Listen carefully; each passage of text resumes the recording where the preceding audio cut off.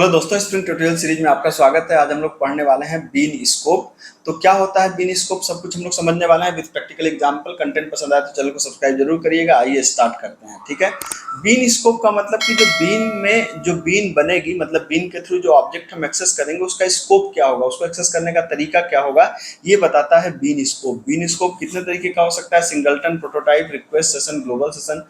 ठीक है, जिसमें अभी कोर स्प्रिंग एप्लीकेशन के अंदर या तो आप सिंगलटन यूज कर सकते हैं या तो प्रोटोटाइप आप यूज कर सकते हैं। रिक्वेस्ट सेशन और ग्लोबल सेशन को वेब एप्लीकेशन में इस्तेमाल, स्पेसिफिकली रिक्वेस्ट और सेशन को वेब एप्लीकेशन में इस्तेमाल करेंगे और ग्लोबल सेशन को इस्तेमाल करते हैं, पोर्ट्रेट एप्लीकेशन होते हैं वहां पे इस्तेमाल करते हैं। ठीक है, तो अभी के लिए हम लोग इस्तेमाल करेंगे सिंगलटन को और प्रोटोटाइप को। कैसे इस्तेमाल करते हैं?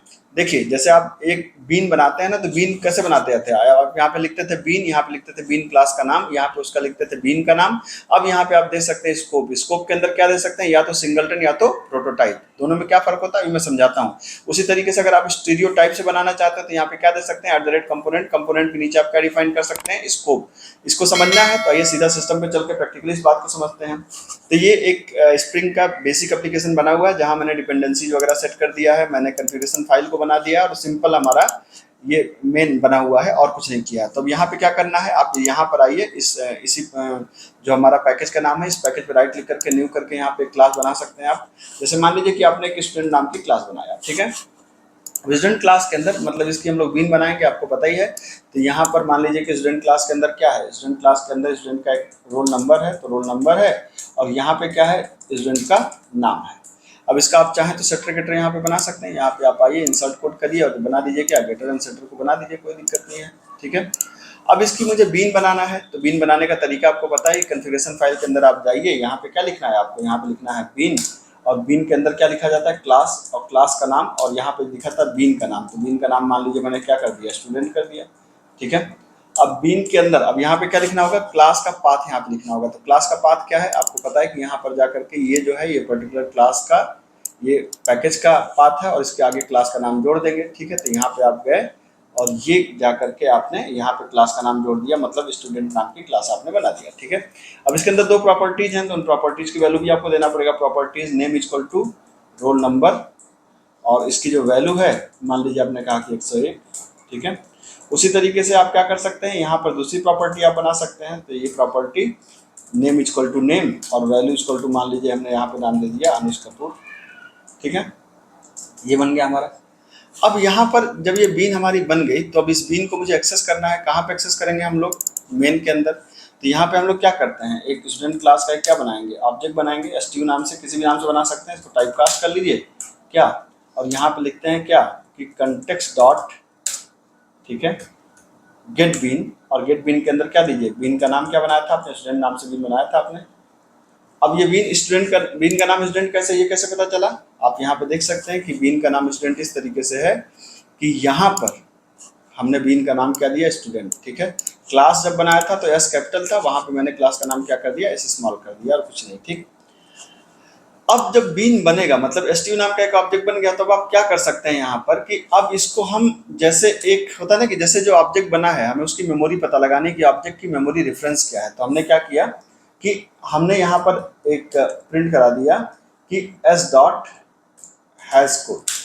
ठीक है, तो STU डॉट जो ऑब्जेक्ट है डॉट हैज कोड, यहाँ पे आपने प्रिंट करा दिया। तो ये बताएगा कि ये जो पर्टिकुलर ऑब्जेक्ट है उसका मेमोरी रेफरेंस क्या है। ठीक है, तो अब यहाँ पे अगर आप इसको रन कराएं तो आप देखेंगे क्या होगा कि यहाँ पर एक प्रोग्राम बन गया, ये मेमोरी रेफरेंस प्रिंट हुआ। तो अब सिंगलटन का मैं आपको इस्तेमाल बता रहा हूँ। यहाँ पे क्या है कि जैसे मान लीजिए कि आपने यहाँ पर कुछ भी नहीं दिया तो बाय डिफॉल्ट स्कोप क्या है? बाय डिफॉल्ट स्कोप है सिंगलटन। आपने नहीं दिया तो बाय डिफॉल्ट स्कोप क्या है? सिंगलटन। और सिंगलटन में क्या होगा कि अब अगर आप दूसरा भी ऑब्जेक्ट बनाएंगे, जैसे मान लीजिए कि इसका नाम मैंने क्या कर दिया? STU1। ठीक है, और यहाँ पे मैंने क्या कर दिया? यहाँ पे मैंने भी नाम दे दिया STU1। तो अगर यहाँ पे आपने प्रिंट कराया, अब मान लीजिए मैंने एक दूसरा ऑब्जेक्ट बनाया, जैसे मैंने यहाँ पे कहा कि स्टूडेंट, ठीक है, और उसका नाम दे दिया STU2 इक्वल टू न्यू।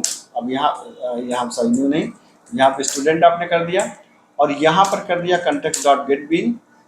ठीक है, और आपने सेम ऑब्जेक्ट को फिर से कॉल कर लिया। किस ऑब्जेक्ट को? आपने स्टूडेंट ऑब्जेक्ट को फिर से कॉल कर लिया।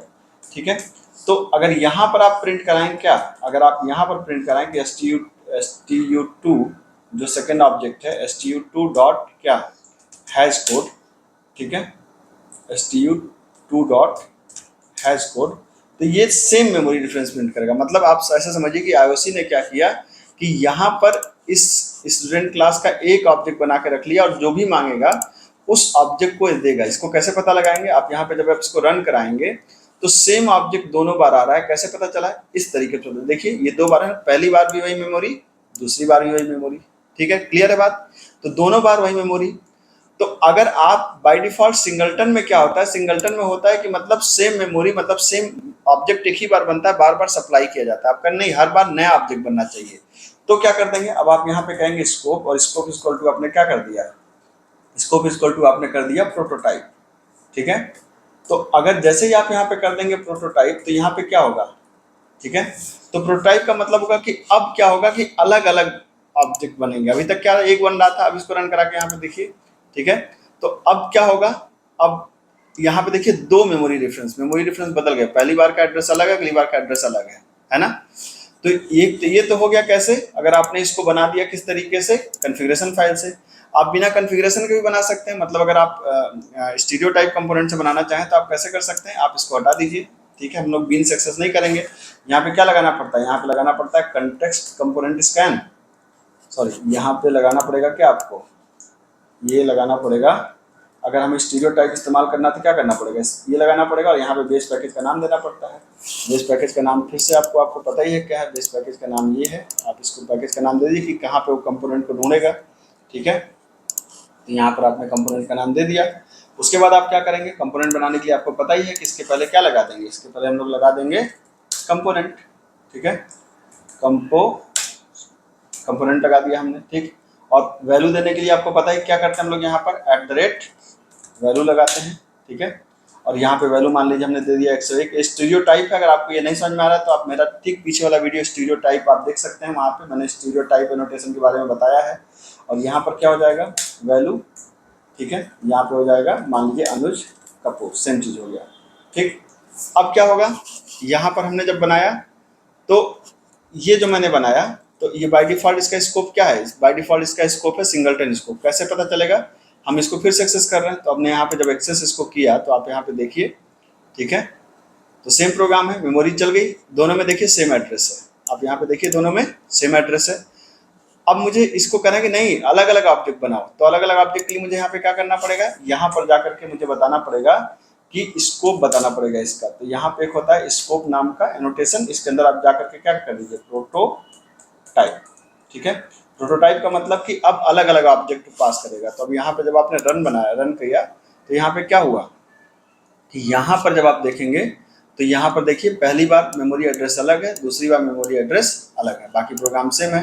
तो आप चाहे बाय डिफ़ॉल्ट मैंने बताया क्या होता है सिंगलटन, और आप इसको जब सिंगलटन में क्या होगा, सिंगलटन में होगा कि एक ही ऑब्जेक्ट मेमोरी में बनेगा और बार बार वो हमारा आईओसी उसको देगा जहाँ पर भी उसकी ज़रूरत होगी। लेकिन अगर आपने स्कोप को क्या कर दिया प्रोटोटाइप, तो जितनी बार भी ऑब्जेक्ट की डिमांड की जाएगी उतनी बार क्या होगा, नया ऑब्जेक्ट बनेगा और नया मेमोरी रेफरेंस दिया जाएगा। इस तरीके से आपका चेक हो गया।